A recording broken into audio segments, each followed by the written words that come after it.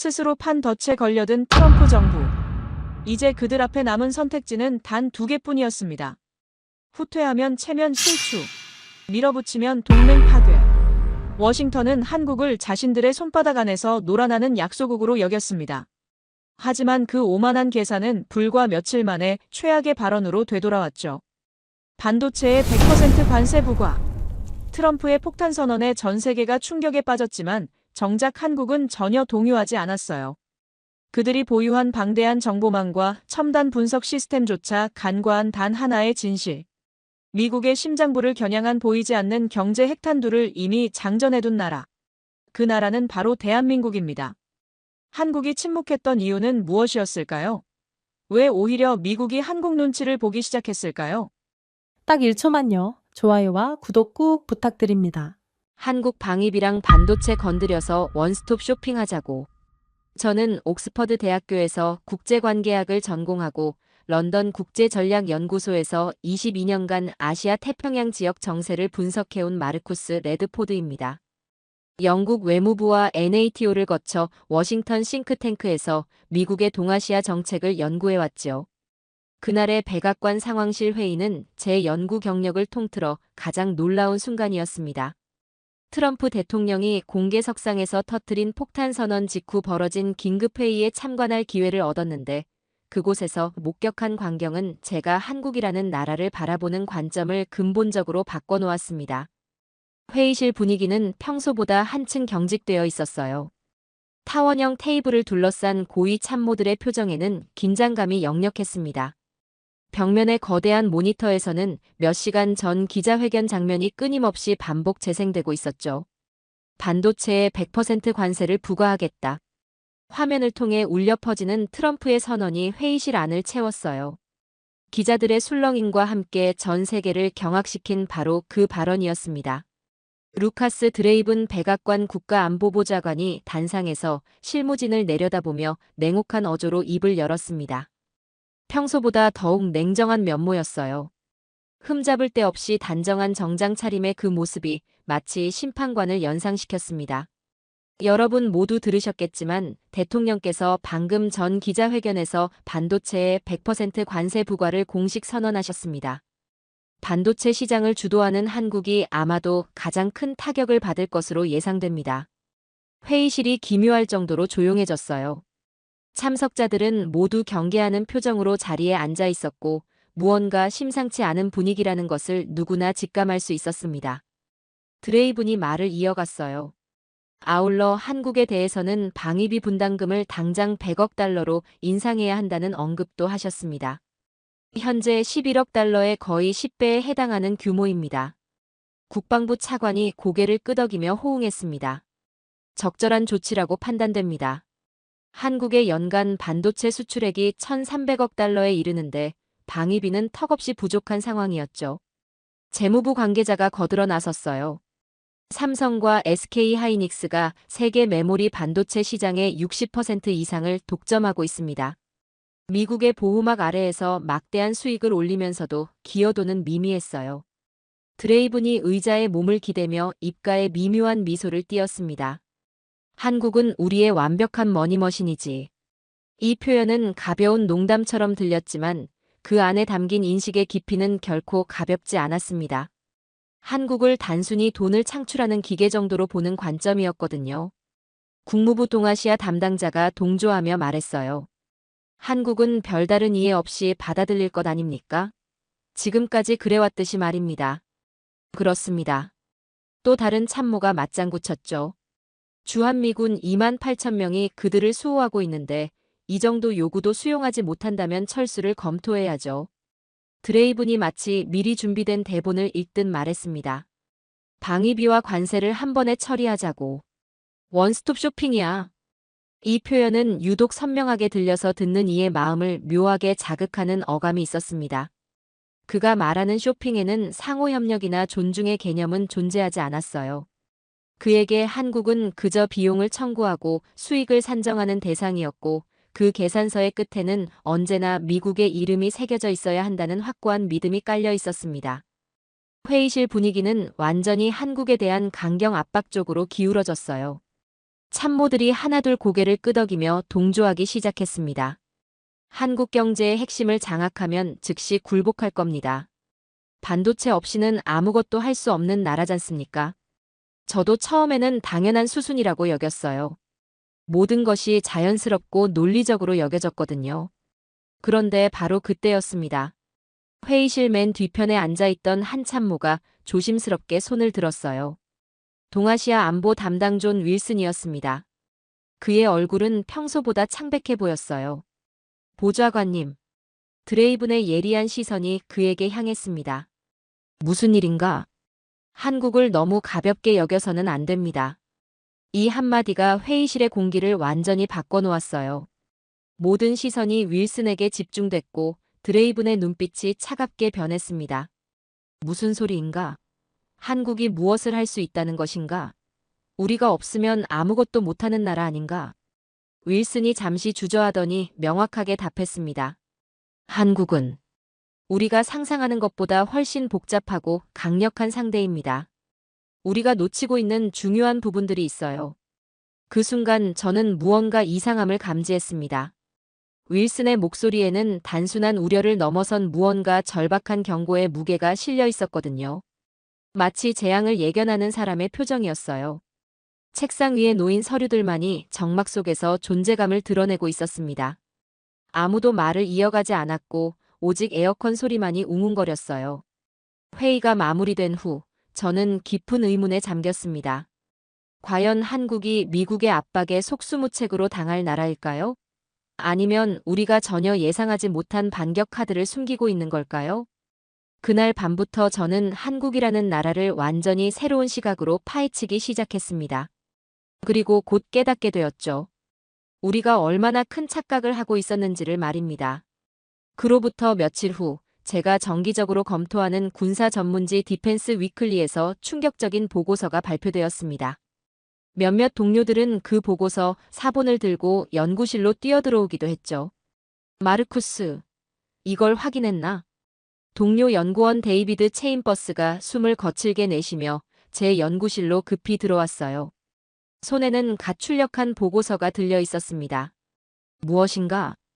R&D 코퍼레이션에서 방금 발표한 분석 보고서야. 주한미군 철수 관련 시뮬레이션인데. 데이비드의 얼굴이 창백했어요. 내용이 완전히 우리 예상과 다른 차원이야. 이건 정말 놀라운 결과야. 어떻게 다른가?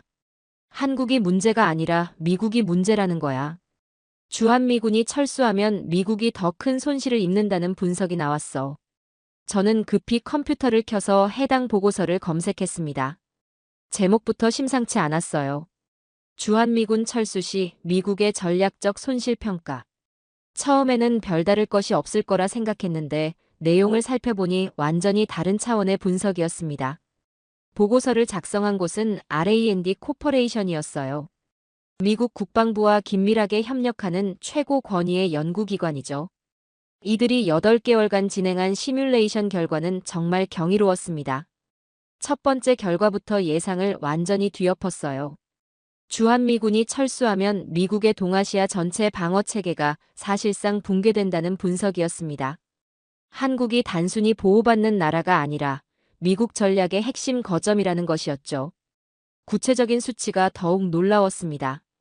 주한미군 28,000명이 철수할 경우 일본과 대만 방어를 위해 추가로 배치해야 할 미군 규모가 무려 12만 명에 달한다는 계산이었어요. 비용으로 환산하면 연간 480억 달러가 추가로 필요하다는 분석이었습니다. 현재 한국이 부담하는 방위비 11억 달러와는 비교도 안 되는 엄청난 규모였죠. 트럼프가 요구한 100억 달러조차 미국이 직접 부담해야 할 비용에 비하면 미미한 수준이었던 겁니다. 보고서는 더욱 구체적으로 파고들었어요. 한국의 지정학적 위치가 얼마나 중요한지를 세밀하게 분석했습니다. 한반도는 중국 해군이 태평양으로 진출하는 길목을 차단하는 천연 방벽 역할을 하고 있었어요. 만약 이 지역에서 미군이 철수하면 중국은 자유롭게 제1도련과 제2도련을 연결할 수 있게 됩니다. 더 심각한 것은 일본의 반응이었어요. 보고서에 따르면 주한미군이 철수할 경우 일본 정부는 독자적 핵무장을 진지하게 검토할 가능성이 높다고 분석되었습니다. 이는 동아시아 전체의 군사 균형을 완전히 뒤바꿀 수 있는 변화였죠. 대만 상황은 더욱 절망적이었습니다.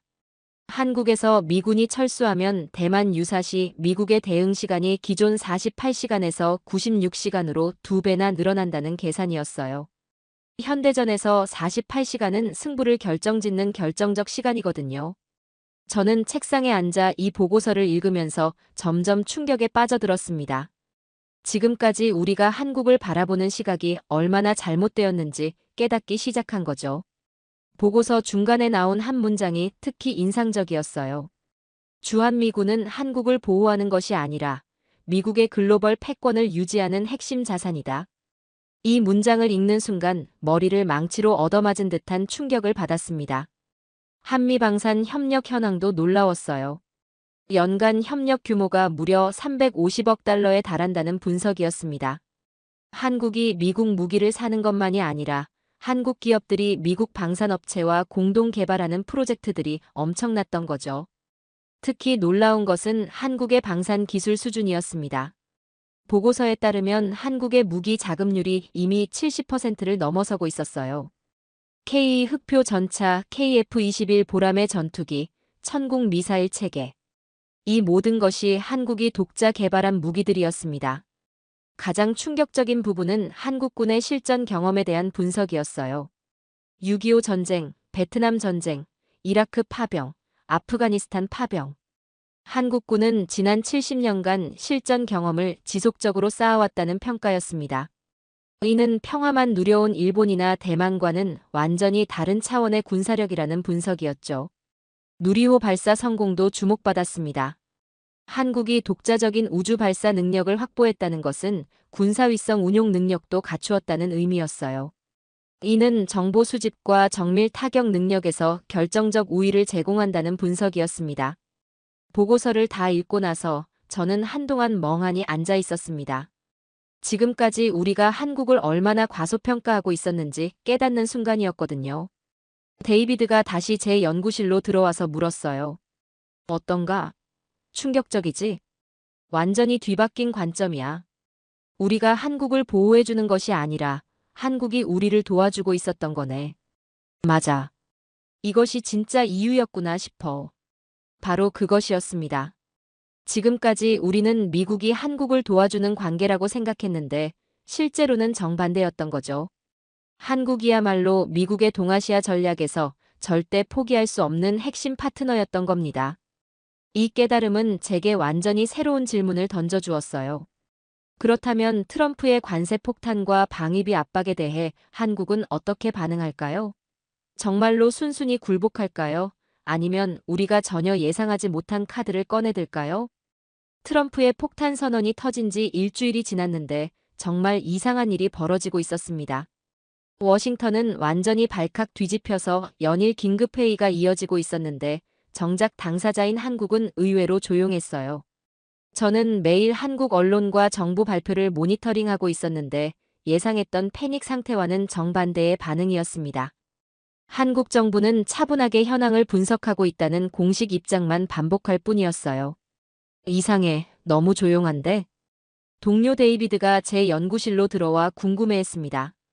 보통 이런 상황이면 한국 측에서 먼저 연락이 와야 하는데 말이야.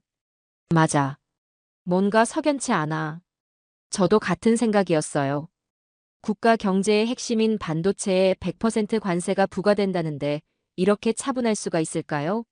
분명히 뭔가 우리가 놓치고 있는 부분이 있을 거라는 직감이 들었습니다. 그래서 저는 분석팀과 함께 본격적인 조사에 나섰어요.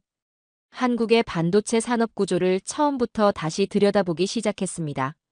첫 번째로 확인한 것은 삼성전자의 해외 생산 현황이었어요. 자료를 뒤져보니 정말 놀라운 사실을 발견했습니다. 삼성은 이미 텍사스주 테일러에 170억 달러를 투자해서 대규모 반도체 공장을 건설하고 있었어요. 2024년 하반기부터 본격 가동에 들어간 상태였습니다. 더 놀라운 것은 생산 규모였어요. 이 텍사스 공장은 연간 최대 1,000억 개의 반도체를 생산할 수 있는 능력을 갖추고 있었습니다. 이는 삼성 전체 생산량의 약 30%에 달하는 엄청난 규모였죠. SK 하이닉스도 마찬가지였습니다. 인디애나주에 39억 달러를 투자해서 첨단 패키징 시설을 구축하고 있었어요. 특히 HBM 같은 고부가 가치 메모리 반도체 생산에 특화된 시설이었습니다. 잠깐, 그러면 관세가 별 타격이 없다는 얘기네. 데이비드가 깨달은 듯 말했어요. 맞아. 미국 내에서 생산하면 관세 대상이 아니잖아. 바로 그것이었습니다. 삼성과 SK 하이닉스는 이미 몇 년 전부터 미국 내 생산 기지를 구축해왔던 겁니다. 트럼프의 관세 폭탄이 터져도 실질적 피해는 제한적일 수밖에 없었어요. 하지만 진짜 충격적인 것은 그 다음에 발견한 사실이었습니다. 조사를 더 깊이 들어가니까 오히려 미국이 한국 반도체에 더 의존적이라는 현실이 드러났어요. 애플부터 살펴봤습니다. 아이폰에 들어가는 핵심 반도체 부품 중 약 40%가 삼성과 SK 하이닉스 제품이었어요. 특히 NAND 플래시 메모리와 DRAM에서는 대체 불가능한 수준이었습니다. 테슬라는 더 심각했어요. 전기차 배터리 관리 시스템의 핵심 반도체가 모두 한국산이었습니다. 삼성 SDI와 LG 에너지 솔루션의 배터리 셀뿐만 아니라 배터리를 제어하는 반도체까지 한국 기업들이 공급하고 있었던 거죠. 마이크로소프트의 데이터 센터용 서버도 마찬가지였어요. 클라우드 서비스의 핵심인 고성능 메모리 반도체는 거의 100% 한국산이었습니다. SK 하이닉스의 HBM3 없이는 인공지능 서비스 자체가 불가능한 상황이었어요. 자동차 산업은 더욱 충격적이었습니다. 포드, GM, 크라이슬러. 미국 빅3 자동차 기업들의 신차에 들어가는 전장 부품 중 60% 이상이 한국산이었어요. 현대모비스, 만도, LG이노텍 등 한국 기업들이 핵심 부품을 독점 공급하고 있었습니다. 더 파고들수록 놀라운 사실들이 쏟아졌어요. 한국 반도체와 전자부품 없이는 미국의 주요 산업들이 제대로 돌아갈 수 없는 구조였던 겁니다. 가장 충격적인 것은 국방 분야였어요. 미국 국방부가 사용하는 군사용 반도체 중 상당 부분이 한국에서 생산되고 있었습니다. 물론 보안이 중요한 핵심 부품은 미국 내에서 생산하지만 일반적인 전자장비에 들어가는 반도체는 한국산이 압도적이었어요. 이것 완전히 뒤바뀐 상황이네. 분석팀원 중 한 명이 놀라며 말했습니다. 한국이 우리를 더 필요로 하는 것이 아니라 우리가 한국을 더 필요로 하고 있었던 거야. 정확한 분석이었어요. 만약 미국이 정말로 한국 반도체를 완전히 차단한다면 피해를 보는 것은 한국이 아니라 미국 기업들이었습니다. 실제로 계산해보니 더욱 명확해졌어요. 한국 반도체 공급이 중단될 경우 애플은 아이폰 생산량의 70%를 줄여야 하고 테슬라는 전기차 생산을 6개월간 중단해야 할 상황이었습니다. 그제야 한국 정부의 침착한 반응이 이해되었습니다. 그들은 이미 모든 카드를 파악하고 있었던 거예요. 트럼프의 관세 위협이 실제로는 미국 자신의 목을 조르는 일이라는 것을 알고 있었던 겁니다. 더욱 놀라운 것은 한국 기업들의 장기 전략이었어요. 이미 몇 년 전부터 이런 상황을 예상하고 대비해왔다는 증거들이 곳곳에서 발견되었습니다. 미국 내 생산기지 확대, 공급망 다변화, 핵심 기술력 강화. 모든 것이 치밀하게 계획된 전략이었어요. 저는 그날 밤 늦게까지 자료를 정리하면서 한 가지 확신하게 되었습니다. 한국은 결코 만만한 상대가 아니라는 것이었죠. 오히려 글로벌 공급망의 핵심을 장악한 강력한 플레이어였던 겁니다. 과연 이런 상황에서 트럼프의 압박이 통할까요? 아니면 완전히 다른 결과가 나올까요? 한국의 실체를 파악하기 위해 저는 직접 현지 조사를 결정했습니다. 워싱턴에서 아무리 자료를 뒤져봐도 한계가 있었거든요. 하지만 개인 자격으로는 한계가 있어서 공식적인 절차를 밟기로 했어요. 먼저 주한 미국 대사관을 통해 한국 정부에 공식 브리핑을 요청했습니다. 런던 국제전략연구소 소속 분석관이라는 신분으로 한국의 산업 현황에 대한 자료를 요청한 거죠. 일주일 후 한국 외교부를 거쳐 산업통상자원부에서 브리핑 일정을 잡아준다는 연락이 왔어요. 동료 연구원 데이비드 체인버스와 사라 모건도 함께 동행하기로 했습니다. 셋이서 인천공항에 도착해 세종시로 향했어요. 마르쿠스, 정말 한국이 그렇게 대단할까? 데이비드가 의구심을 표했습니다. 아무리 그래도 미국보다 앞선다는 것은 좀 과장 아닌가? 사라도 회의적이었어요. 반도체 빼고는 별거 없을 거야. 우리가 너무 심각하게 받아들이는 것 같아. 저도 솔직히 반신반의하는 마음이었습니다. 세종시 정부청사에 도착했을 때 규모부터 인상적이었어요. 거대한 건물들이 질서정연하게 늘어서 있었고 현대적인 설계가 눈에 띄었습니다. 산업통상자원부 건물 15층 대회의실에서 브리핑이 진행되었어요. 우리를 맞이한 것은 김태현 산업정책관이었습니다. 40대 중반의 차분하면서도 자신감 넘치는 모습이었어요. 함께 참석한 담당자들도 각 분야 전문가들이라는 것이 느껴졌습니다. 레드포드님, 한국의 산업 현황에 대해 궁금하시다고 들었습니다. 김정책관이 정중하게 말했어요. 네, 특히 글로벌 공급망에서 한국의 위치가 어느 정도인지 알고 싶습니다. 그럼 구체적인 자료를 보여드리겠습니다. 대형 스크린에 첫 번째 자료가 나타났어요. 글로벌 반도체 시장 점유율이었습니다. 삼성전자와 SK하이닉스를 합치면 메모리 반도체 분야에서 무려 62%를 차지하고 있었어요.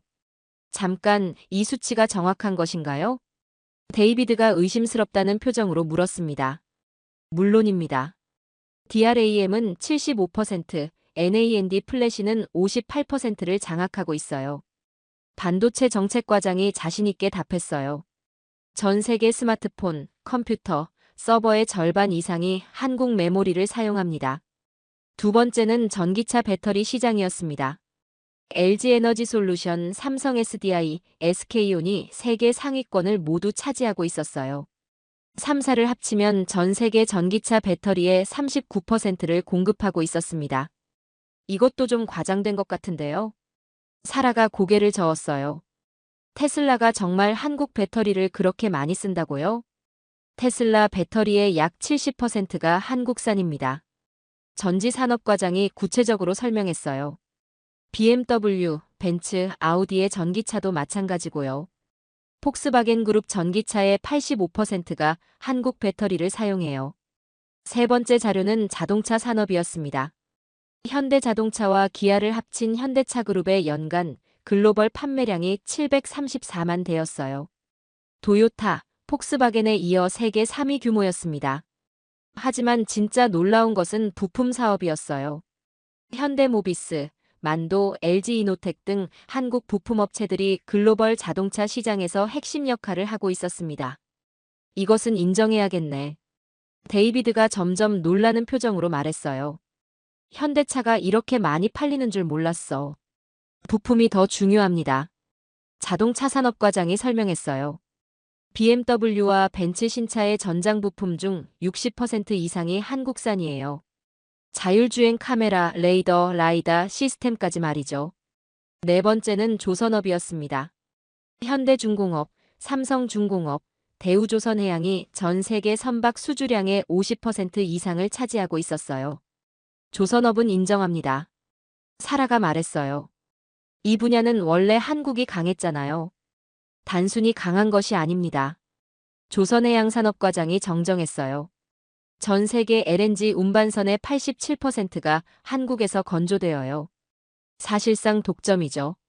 다섯 번째는 석유화학이었습니다. LG화학, SK이노베이션, 롯데케미칼 등이 글로벌 시장에서 상위권을 차지하고 있었어요. 여섯 번째는 철강업이었습니다. 포스코와 현대제철이 세계 철강 생산량 상위 10위 안에 모두 들어 있었어요. 일곱 번째는 디스플레이였습니다.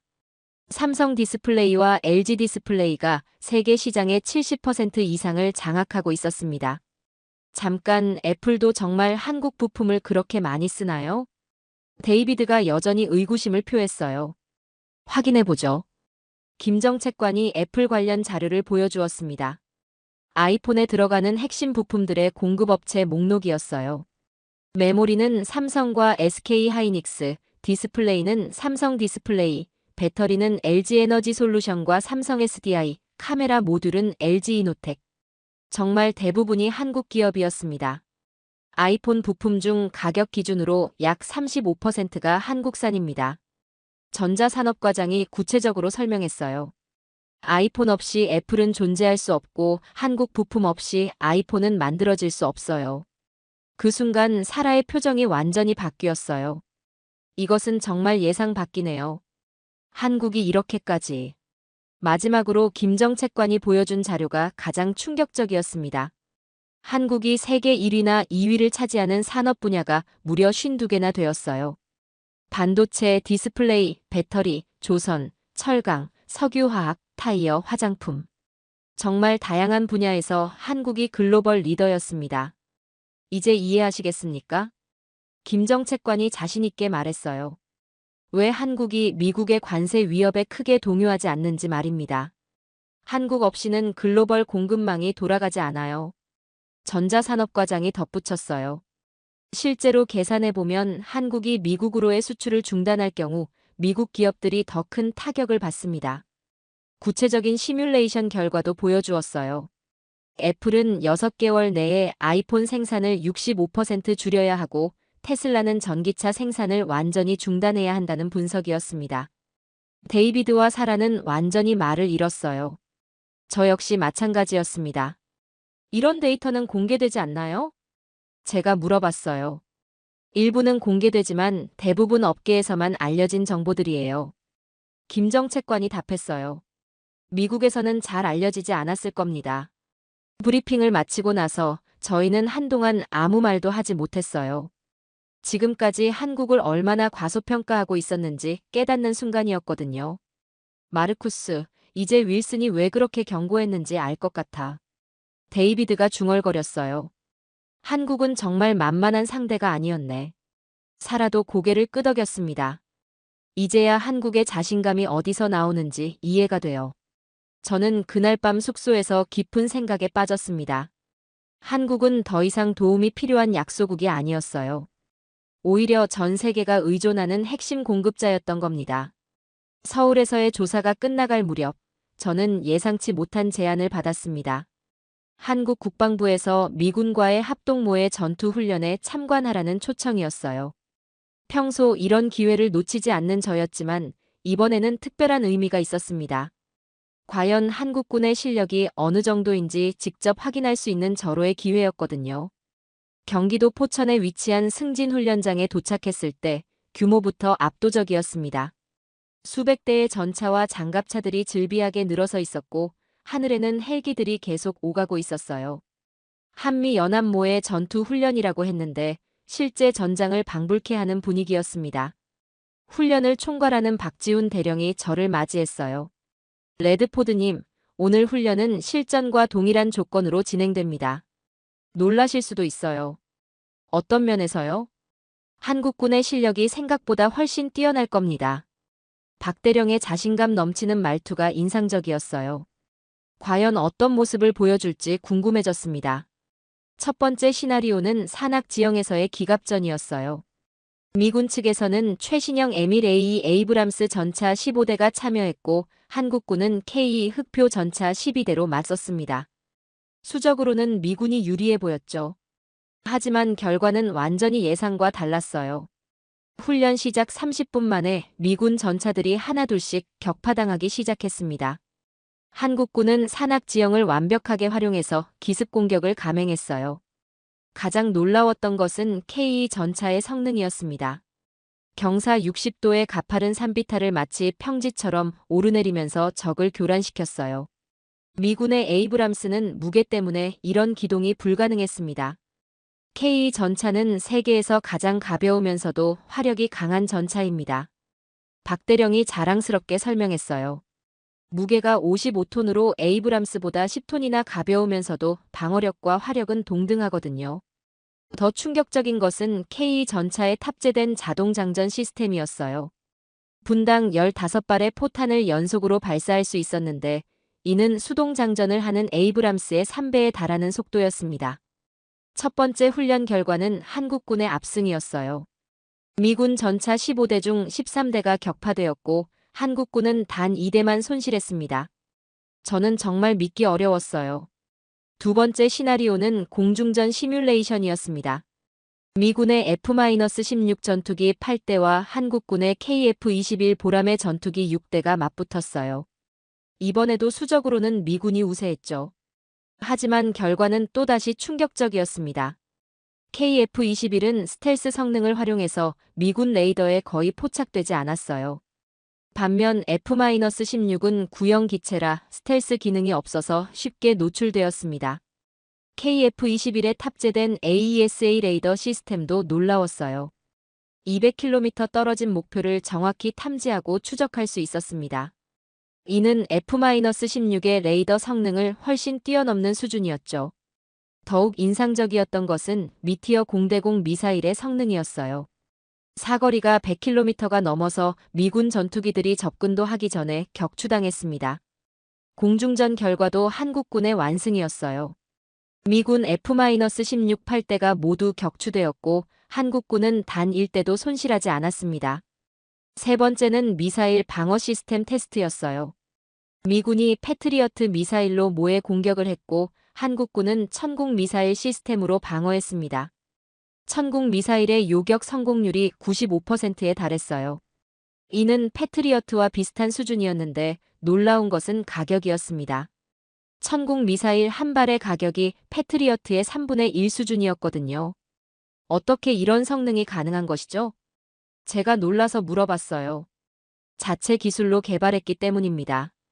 외국 기술에 의존하지 않으니까 가격도 저렴하고 성능도 우수한 거죠. 그리고 무엇보다 우리나라 지형과 특성에 최적화되었다는 것도 특징이고요. 박대령의 답변에 저는 또 한 번 충격을 받았습니다. 네 번째는 가장 인상적이었던 전자전 훈련이었어요. 한국군은 민간 인프라까지 활용한 전술을 보여주었습니다. 오지 통신망, GPS 위성, 기상 관측 시스템. 모든 민간 시설이 군사작전에 활용되었어요. 특히 놀라웠던 것은 아리랑 위성의 정찰 능력이었습니다. 30cm 해상도로 지상의 모든 움직임을 실시간으로 파악할 수 있었어요. 이는 미군의 군사 위성과 비슷한 수준이었습니다. 한국군은 이런 정보를 바탕으로 미군의 모든 움직임을 사전에 파악하고 대응했어요. 마치 미래를 내다보는 것 같은 정확성이었습니다. 다섯 번째는 특수전 훈련이었어요. 한국의 특수부 대원들이 보여준 능력은 정말 경이로웠습니다. 야간 투시경, 열상 장비, 무음 헬기, 최첨단 장비를 완벽하게 활용했어요. 가장 인상적이었던 것은 한국군의 종합적 전술이었습니다. 단순히 무기의 성능만이 아니라 지형과 날씨, 민간 인프라까지 모든 요소를 전략적으로 활용했어요. 한국은 70년간 분단 상황에서 실전을 대비해왔습니다. 박대령이 설명했어요. 평화로운 나라들과는 차원이 다른 준비 태세죠. 훈련을 마치고 나서 저는 완전히 다른 시각으로 한국군을 보게 되었습니다. 이들은 단순히 미국의 보호를 받는 약한 군대가 아니었어요. 오히려 세계 최고 수준의 전력을 갖춘 강군이었습니다. 무기 자급률 70% 이상이라는 수치도 이제 이해되었어요. K 전차, KF-21 전투기, 천궁 미사일, 누리호. 모든 것이 한국이 독자 개발한 무기들이었습니다. 가장 감동적이었던 것은 한국군의 정신력이었어요. 이들에게는 단순히 전쟁에서 이기는 것 이상의 의미가 있었습니다. 나라를 지킨다는 사명감과 자부심이 느껴졌거든요. 그날 밤 저는 깊은 생각에 빠졌습니다. 한국은 정말 우리가 보호해 주어야 할 약소국일까요? 아니면 이미 우리와 대등한 수준의 강국이 된 것은 아닐까요?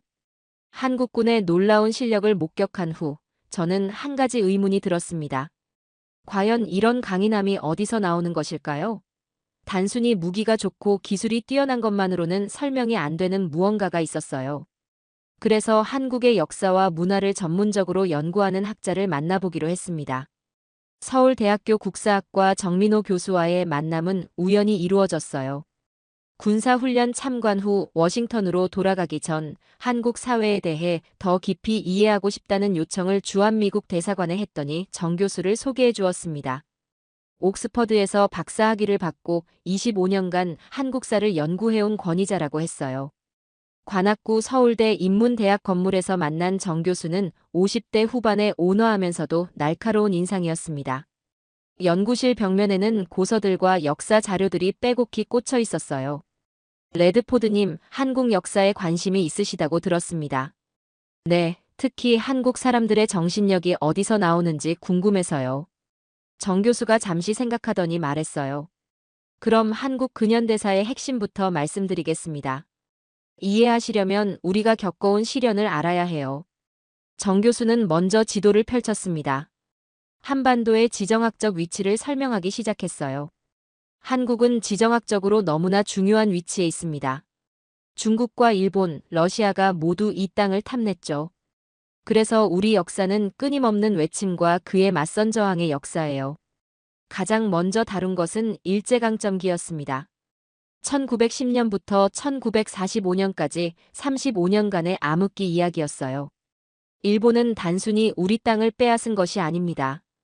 정 교수의 목소리에 무게감이 실렸어요. 우리의 언어, 문화, 심지어 이름까지 빼앗으려 했어요. 창씨 계명을 강요하고 한글 사용을 금지했습니다. 구체적인 사례들이 충격적이었어요. 학교에서 한국어로 말하면 벌금을 물리고 한국 역사 교육을 금지했다는 것이었습니다. 신사참배를 강요하고 젊은이들을 강제로 끌고 가서 전쟁터에 내보냈어요. 하지만 우리는 굴복하지 않았습니다. 정 교수가 자랑스럽게 말했어요. 1919년 3.1운동 때 전국에서 100만 명이 거리로 나왔어요. 비폭력 저항이었지만 일본은 무력으로 진압했죠. 700명 이상이 희생되고 수천 명이 다쳤습니다. 더 놀라운 것은 독립운동의 규모였어요. 국내외에서 수십만 명이 독립운동에 참여했고 중국과 러시아에서는 무장투쟁도 벌였다는 것이었습니다. 안중근, 윤봉길, 김구. 목숨을 걸고 저항했어요. 단순히 개인의 영웅심이 아니라 민족 전체의 의지였습니다. 특히 임시정부 활동이 인상적이었어요. 상하이에서 1919년부터 1945년까지 26년간 꾸준히 독립운동을 이끌었다는 것이었습니다. 김구 선생이 이끈 한국 광복군은 연합군과 함께 일본과 싸웠어요. 끝까지 포기하지 않은 거죠. 정 교수는 한국 전쟁으로 화제를 옮겼어요. 1950년부터 1953년까지의 처절한 3년이었습니다. 해방의 기쁨도 잠시, 이번에는 이념 갈등으로 분열되었어요. 6.25 전쟁의 참상을 설명하는 정 교수의 표정이 어두워졌습니다. 전 국토가 폐허가 되었고 군인과 민간인을 합쳐 약 300만 명이 사망하거나 실종되었어요. 당시 인구가 2천만 명 정도였으니 엄청난 피해였죠. 가장 충격적이었던 것은 전쟁 이후의 상황이었어요. 1953년 1인당 국민소득이 67달러로 세계 최빈국 수준이었다는 것이었습니다. 아프리카의 가나나 필리핀보다도 못한 상황이었어요. 그런데 여기서 포기하지 않았어요. 정 교수의 목소리에 감동이 실렸습니다. 오히려 더 강해졌죠. 이제는 정말 우리 힘으로 살아야 한다는 각오를 다진 거예요.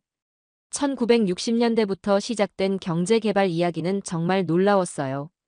정부와 국민이 하나가 되어 산업화에 매진했다는 것이었습니다. 새마을 운동만 봐도 알 수 있어요. 정 교수가 설명했어요. 1970년대에 온 국민이 자발적으로 참여해서 농촌을 개발했습니다. 다른 나라에서는 정부가 강요해도 안 되는 일이었는데 한국에서는 국민 스스로 나섰어요. 경부고속도로 건설 이야기도 감동적이었어요. 1970년 완공된 경부고속도로를 건설할 때 전 국민이 성금을 모았고 젊은이들이 자원해서 공사에 참여했다는 것이었습니다. 그때 유행했던 말이 있어요. 하면 된다였죠. 포항제철소 건설 과정도 마찬가지였어요. 1973년 준공된 포항제철소는 세계은행에서 한국의 제철소를 짓는 것은 무모하다고 했지만 결국 성공시켰다는 것이었습니다. 기술도 없고 자본도 없었지만 의지만큼은 누구보다 강했어요. 1970년대와 80년대의 압축성장 과정은 정말 경이로웠습니다. 30년 만에 최빈국에서 선진국 문턱까지 올라선 것이었어요. 다른 나라가 100년 걸릴 일을 30년에 해낸 거죠. 정 교수가 자부심을 담아 말했어요. 그 과정이 순탄하지만은 않았어요. 독재도 있었고 민주화 운동도 있었죠. 하지만 결국 우리 힘으로 민주주의도 쟁취했습니다. 1980년 5월 광주민주화운동, 1987년 6월 민주항쟁. 이 모든 과정이 한국인의 불굴의 정신력을 보여주는 사례들이었어요. 외압에 굴복하지 않는 DNA가 있어요. 정 교수의 말이 인상 깊었습니다. 일제강점기, 한국전쟁, 독재. 모든 시련을 겪으면서 더 강해졌죠. 1997년 외환위기 때의 이야기도 놀라웠어요. 국민들이 자발적으로 금 모으기 운동에 참여해서 나라를 구했다는 것이었습니다. 주부들이 결혼 반지까지 내놨어요. 아이들이 용돈을 모아서 갖다 주었고요. 총 227톤의 금이 모였습니다.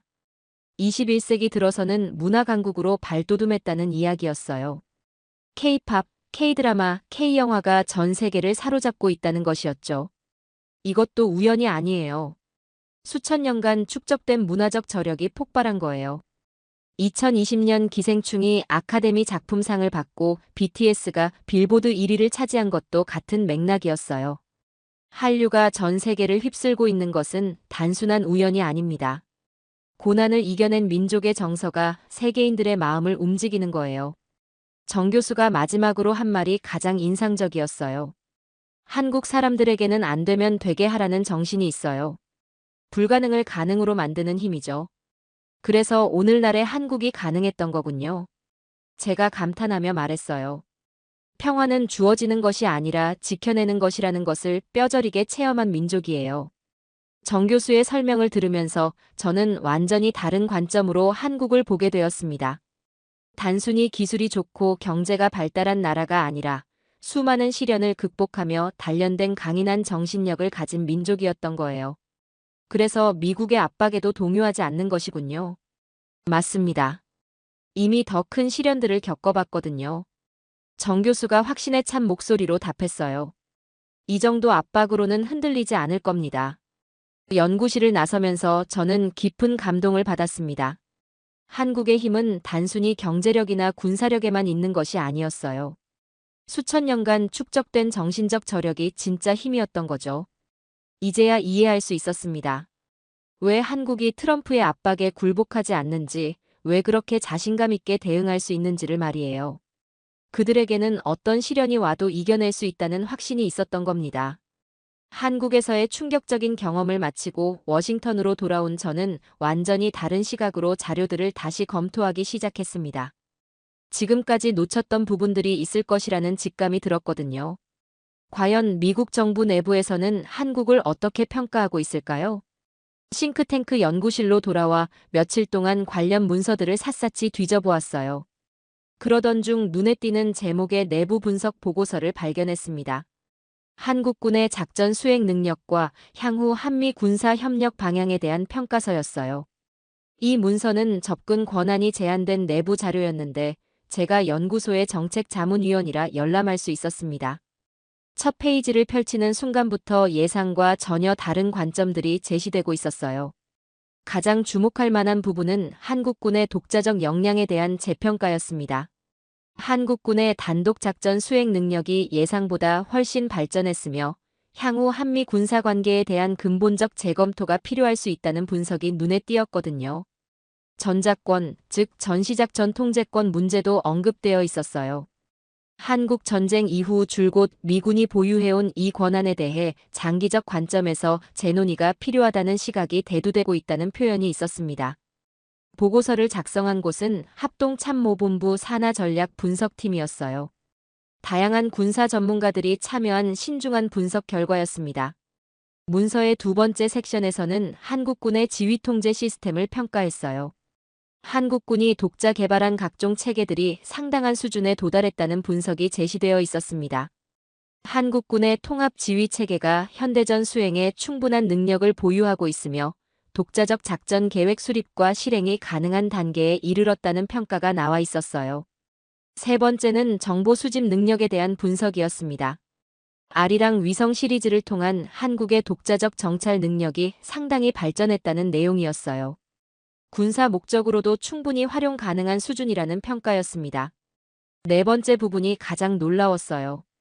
한국군의 합동작전 능력에 대한 분석에서 한반도 방어 작전을 독자적으로 수행할 수 있는 기반을 상당 부분 구축했다는 평가가 나와 있었습니다. 육해 공군 간 통합작전 능력이 크게 향상되었으며 특히 정밀 타격 능력과 기동 작전 분야에서 주목할 만한 발전을 보이고 있다는 분석이었어요. 5번째 섹션에서는 한국의 방산 기술 발전을 다루었습니다. 무기 자급률이 상당한 수준에 도달했고 일부 분야에서는 세계적 경쟁력을 확보했다는 평가가 있었어요. K 흑표 전차에 대한 분석도 인상적이었습니다. 한반도 지형 특성에 최적화된 설계로 높은 작전 효율성을 보인다는 평가였거든요. KF-21 보라매에 대해서도 차세대 전투기로서 상당한 성능을 갖추고 있으며 한국 공군력의 질적 향상에 크게 기여할 것이라는 분석이 나와 있었습니다. 6번째는 미사일 방어 체계였어요. 천궁 미사일과 각종 방공 시스템이 통합된 한국의 방공망이 효과적인 방어 능력을 갖추었다는 평가였습니다. 문서를 읽다가 가장 중요한 부분을 발견했어요. 한미 군사 협력의 패러다임 전환 필요성이라는 제목의 섹션이었습니다. 여기서는 한국군이 상당한 독자적 역량을 확보함에 따라 기존의 보호-피보호 관계에서 동등한 파트너십으로의 전환을 고려해야 한다는 의견이 제기되고 있다고 분석했어요. 특히 전자권 문제에 대해서는 한국군의 역량 향상을 고려할 때 장기적으로는 보다 균형 잡힌 지휘 체계로의 발전을 논의할 필요가 있다는 신중한 표현이 사용되어 있었습니다. 문서를 다 읽고 나서 저는 잠시 멍하니 앉아 있었어요. 이런 관점에서 한국을 바라보는 시각이 미군 내부에 존재한다는 것이 놀라웠거든요. 그때 동료 데이비드 체인버스가 제 연구실로 들어왔습니다. 마르쿠스, 한국에서 돌아온 후 뭔가 발견한 것이 있어. 데이비드, 이것 좀 봐. 저는 그에게 방금 읽은 문서의 핵심 내용을 설명해 주었어요. 잠깐, 정말로 전자권 문제까지 나온다고? 그럴 리 없어. 데이비드가 놀라며 물었습니다. 아직 확정된 것은 아무것도 없어. 다만 중요한 것은 미국 내에서 이런 시각이 대두되고 있다는 거지. 저도 신중하게 말했어요. 한국군 실력을 직접 봤으니까 이해는 돼요. 사라 모건도 합류했어요. 그럼 기존 한미 관계가 바뀔 수도 있다는 얘기네. 가능성은 있지. 하지만 민감한 문제라 신중하게 접근해야 할 것 같아. 문서에는 이런 변화가 가져올 수 있는 영향들에 대한 분석도 나와 있었어요. 첫째, 한국의 독자적 방어 역량 강화가 미군의 전략적 부담을 경감시킬 수 있다는 분석이었어요. 동아시아 지역에서 미군의 역할을 보다 효율적으로 재조정할 가능성이 있다는 것이었죠. 둘째, 한미 연합 작전의 효과성 증대였어요. 한국군이 주도적 역할을 확대하면 한반도 특성에 더 적합한 전략을 수립할 수 있다는 분석이었습니다. 셋째, 장기적 비용 효율성이었어요. 역할 분담의 재조정을 통해 더욱 효과적인 자원 활용이 가능할 수 있다는 평가였습니다. 넷째, 동맹 관계의 질적 발전이었어요. 보다 균형 잡힌 파트너십으로 발전할 수 있는 기반이 마련되고 있다는 분석이었습니다. 이런 논의들이 실제로 언급되고 있다는 것이 신기해. 데이비드가 문서를 훑어보며 말했어요. 한국을 보는 시각이 정말 달라지고 있는 것 같아. 사라도 고개를 끄덕였습니다. 그럼 트럼프의 압박도 다른 맥락에서 봐야겠네. 더 이상 일방적으로 요구만 할 수는 없다는 뜻이잖아. 바로 그것이었습니다. 이런 군사적 역량 변화는 정치적, 경제적 관계에도 영향을 미칠 수밖에 없었어요. 문서에는 한국의 군사 주권 확대가 동북아시아 안정에 미칠 영향에 대한 분석도 있었어요. 한국의 독자적 방위력 강화가 지역 균형에 긍정적 요소로 작용할 가능성이 있다는 평가였습니다. 특히 중국의 영향력 확대에 대한 견제 효과가 언급되어 있었어요. 한국이 보다 독립적인 방위 능력을 갖추면 지역 내 세력 균형에 기여할 수 있다는 분석이었습니다. 일본과의 관계에서도 긍정적 측면이 제시되어 있었어요. 한국의 역량 강화가 일본의 과도한 재무장 압력을 완화하는 요소로 작용할 수 있다는 것이었습니다. 결국 우리한테도 도움이 되는 방향이네. 데이비드가 정리했어요. 한국이 더 강해지면 지역 안정에도 좋고 우리 부담도 줄어들고. 맞아. 물론 아직 논의 단계이지만 방향성은 분명해 보여. 저도 동의했습니다. 문서 마지막 부분에는 향후 과제들이 제시되어 있었어요. 이런 변화들을 어떻게 관리하고 발전시켜 나갈지에 대한 신중한 접근이 필요하다는 내용이었습니다. 한미 양국의 국익을 모두 고려한 단계적이고 점진적인 접근이 바람직하다는 결론이었어요. 이는 단순히 군사적 문제가 아니라 한미 관계 전체의 미래와 관련된 중대한 사안이라는 인식이 반영된 것 같았습니다. 그날 저녁, 저는 깊은 생각에 빠졌습니다. 한국에 대한 미국의 시각이 이렇게 변하고 있다면 트럼프의 일방적 압박 전략은 과연 효과가 있을까요? 한국은 이미 우리가 함부로 대할 수 있는 상대가 아니었어요. 군사적으로도 경제적으로도 상당한 독립성을 확보한 국가였습니다. 이런 상황에서 과거와 같은 방식의 압박이 통할 리 없었죠. 오히려 관계 악화만 초래할 가능성이 높아 보였습니다. 한국에 대한 미국 정부 내부의 인식 변화를 목격한 지 며칠 후, 워싱턴 전체가 뜨거운 논쟁에 휩싸이기 시작했습니다. 트럼프의 일방적인 관세 압박에 대해 각계 전문가들과 심지어 공화당 내부에서까지 우려의 목소리가 나오기 시작한 거예요. 가장 먼저 움직인 건 전직 고위 관리들이었습니다. 한 전직 국방장관이 주요 일간지에 기고한 칼럼이 화제가 됐어요. 한국과의 관계에서 신중한 접근이 필요하다는 내용이었는데 트럼프의 방식에 대한 강한 우려를 표명했습니다. 그 칼럼에서는 한국은 더 이상 우리의 보호가 필요한 약소국이 아니다. 오히려 동아시아 안정의 핵심 파트너로 성장했다며 일방적 압박보다는 상호 존중에 기반한 협력이 필요하다고 강조했어요. 이어서 전직 합참의장도 언론 인터뷰에서 비슷한 입장을 밝혔습니다.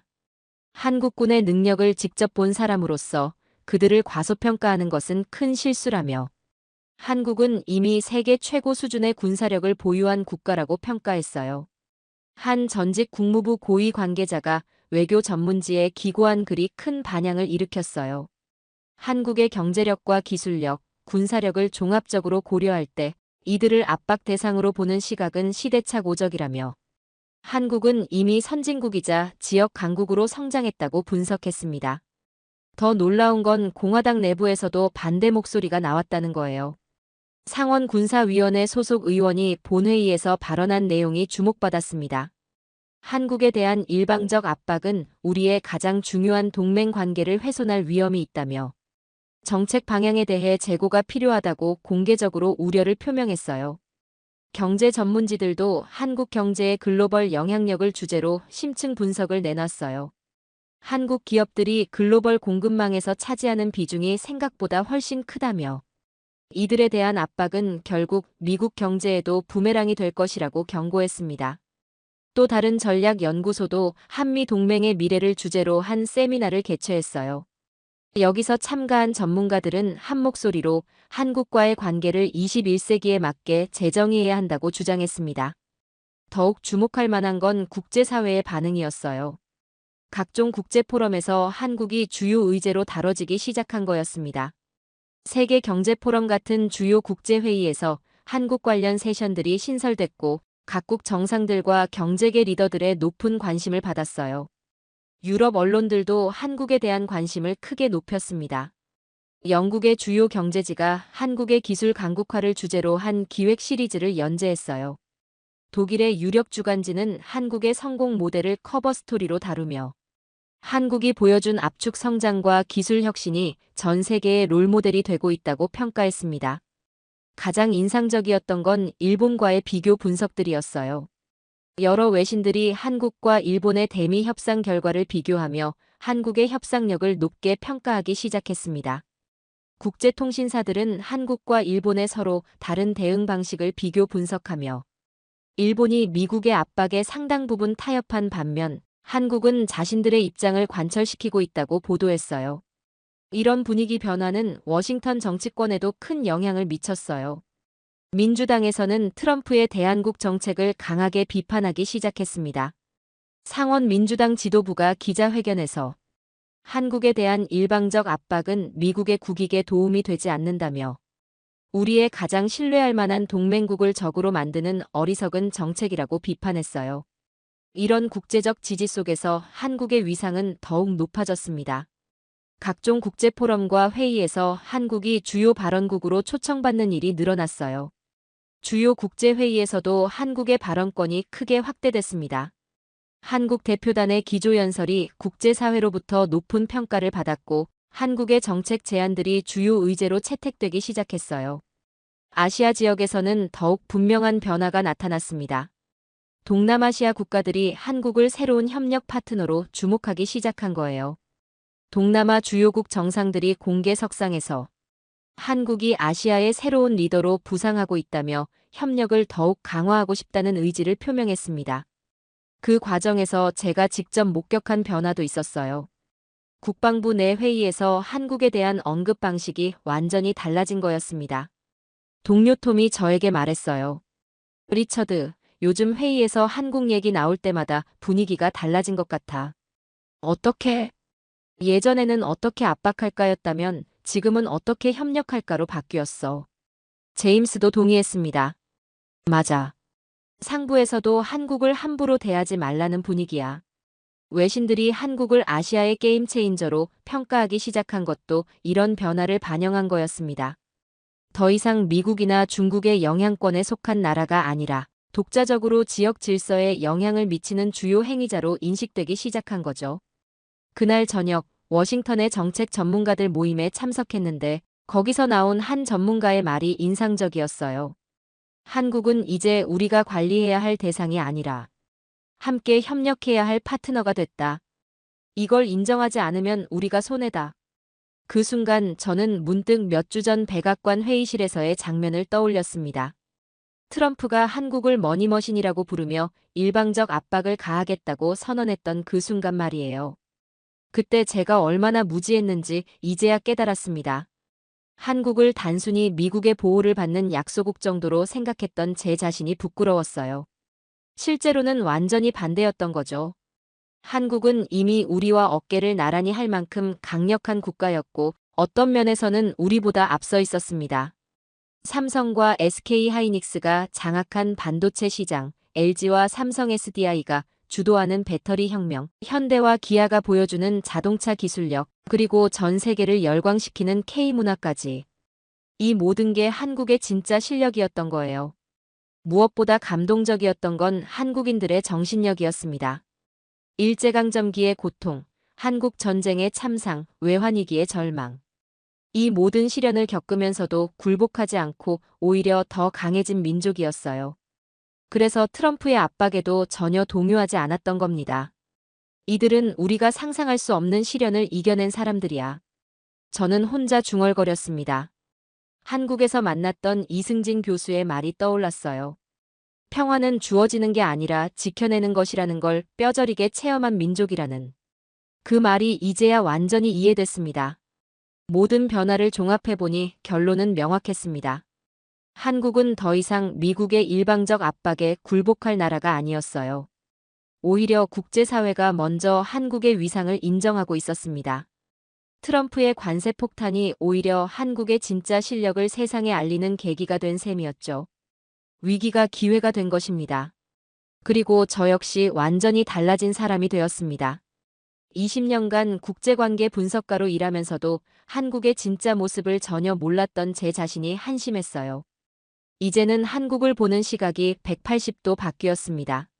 한국은 단순한 동맹국이 아니었어요.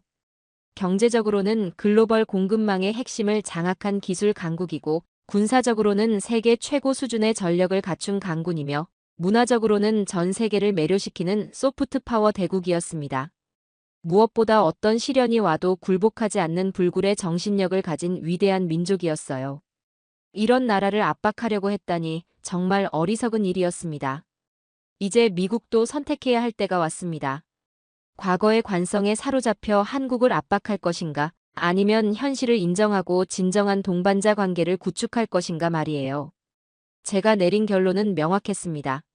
한국은 외국이 먼저 인정하는 진정한 강대국이었고, 우리는 그들을 존경하고 협력해야 할 파트너였습니다. 트럼프의 관세 폭탄이 역설적으로 세상에 알린 진실이 있습니다. 한국은 더 이상 누군가의 보호가 필요한 약소국이 아니라는 것이죠. 반도체 세계 1위, 전기차 배터리 세계 1위, 조선업 세계 1위. 그리고 어떤 시련에도 굴복하지 않는 불굴의 정신력까지. 이것이 바로 오늘날 한국의 진짜 모습입니다. 외국 전문가의 눈으로 본 한국은 이미 당당한 강대국이었습니다.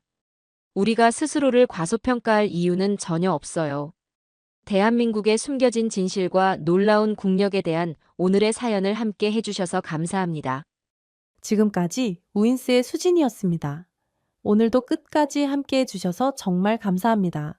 당신만의 해외 감동 이야기가 늘 당신 곁에서 따뜻한 순간으로 남길 바랍니다. 다음에도 따뜻한 이야기로 다시 찾아올게요. 수진이랑 우인스 다음에도 함께해요. 오늘도 행복한 하루 되세요. 사랑합니다.